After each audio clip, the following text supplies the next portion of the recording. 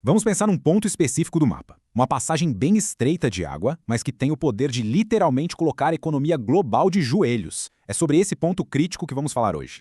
E a pergunta que não quer calar é a seguinte: será que um canal de só 33 quilômetros pode mesmo quebrar a economia do mundo inteiro? Pois bem, esse é o Estreito de Hormuz. No seu ponto mais apertado, ele tem só 33 quilômetros. Parece pouco, né? Mas essa hidrovia é vista como o pivô do mundo. Um verdadeiro gargalo que controla o fluxo de recursos globais. Então, vamos entender direitinho por que esse pedacinho de mar tem um poder tão, mas tão grande.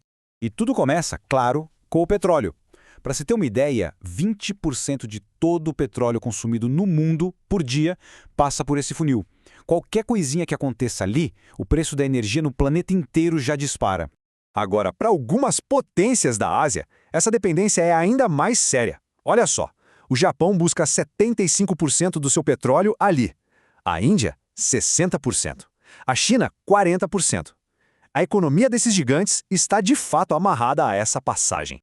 E para não deixar dúvida da gravidade, o próprio primeiro-ministro japonês disse com todas as letras: se o Estreito de Hormuz fechar, em 8 ou 9 meses o petróleo acaba e a economia inteira do Japão entraria em colapso.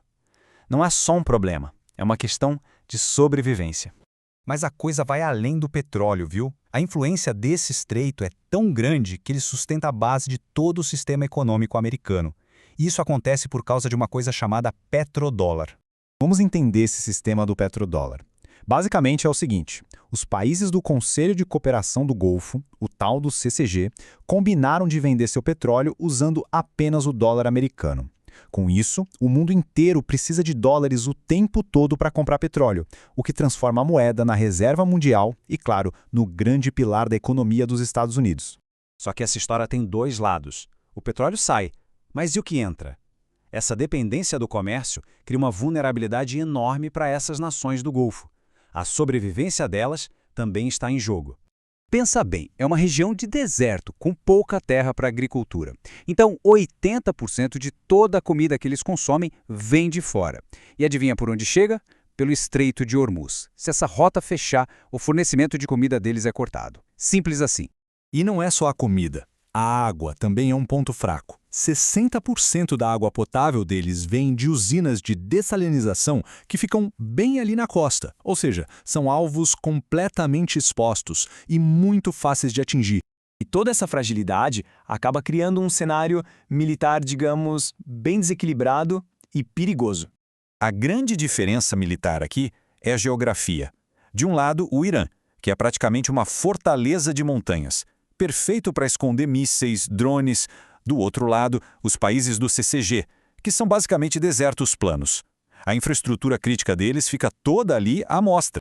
E dessa fortaleza, o Irã consegue mirar em 3 alvos principais, e todos eles muito vulneráveis: as bases militares americanas na região, toda a infraestrutura de petróleo que abastece o mundo e talvez o mais crítico de todos, aquelas usinas de água que são essenciais para a vida no deserto.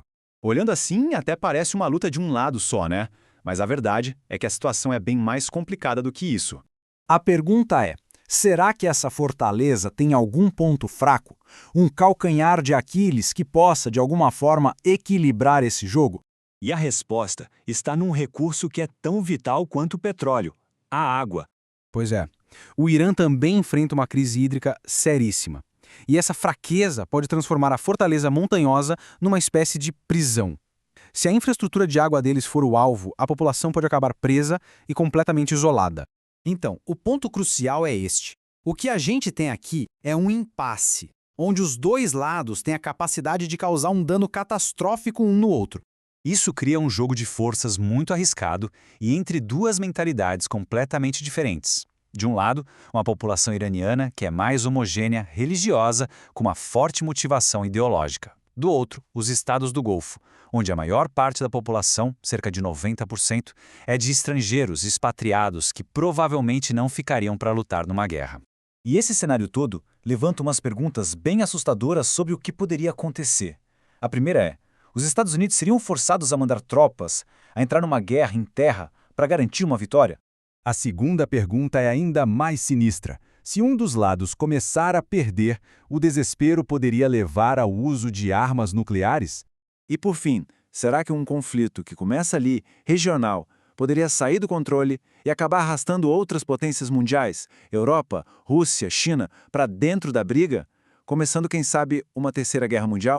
E no final, a estabilidade do mundo inteiro fica pendurada na resposta de uma única pergunta. Bem inquietante, nesse jogo de nervos com apostas altíssimas, quem vai piscar primeiro?